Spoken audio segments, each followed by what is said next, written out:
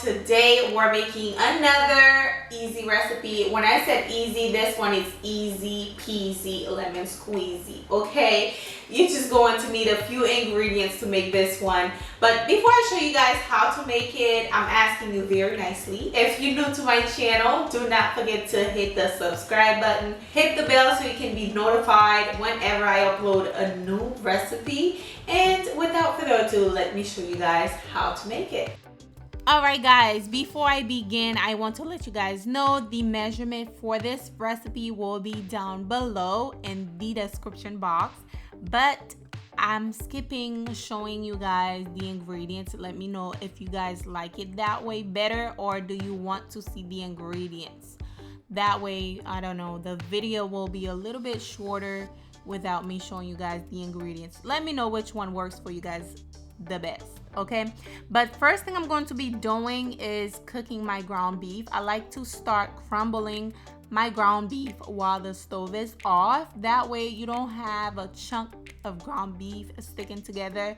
So yeah, now you have your ground beef nice and gray. Now you can season it. Now the seasoning that I'm using is my own seasonings that I mix together and make my own taco seasoning blend. However, if you do have the actual taco seasoning, you can use it. As you guys can see, I added the onions in there as well. We're going to give that a nice mix until everything is well combined, and basically it is ready.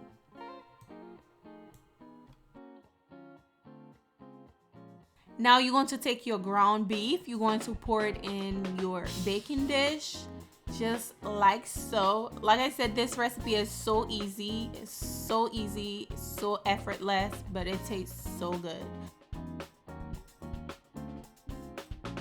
Next, you're going to add your cheese. I'm using two different type of Velveeta cheese, y'all. I couldn't find the Velveeta block, so I'm using two different type. I had a little bit in my fridge and I used some slices, don't judge me. Okay, also I'm using some Monterey Jack cheese as well, and also I'm using cream cheese. It's going to be super creamy.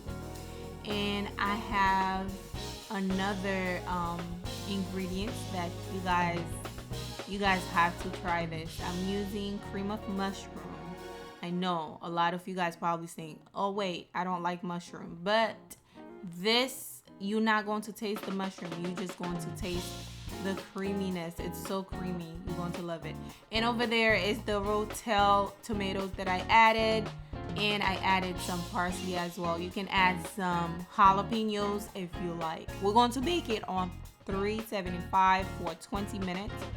Once it's done, y'all, this is what you have. Literally, how fast was this to make? It was so easy to make, so fast. Y'all. So we're going to stir everything together. Stir it together until everything is smooth out and well combined. Now, if yours come out too thick and you don't really like it, you can pour a little bit of evaporated milk in there and pop it in the oven for another 5 minutes. And yeah, that's exactly what I did. I just didn't show you guys, but mine was a little too thick for my liking. I added a little bit of evaporated milk or whole milk or any milk and then pop it in there for another 5 minutes. And yeah, there it is, y'all. This is so easy to make. Any game night or especially Super Bowl is around the corner. There it is. I hope you guys enjoy this recipe. Give me a like down below. Let me know how you like this recipe, and if you make yours different, let me know down below as well. What do you add on your Rotel dip? Okay, thank you for watching, guys. Don't forget to give it a thumbs up if you enjoy it. Subscribe if you're new to the channel, and I will see you guys on the next recipe.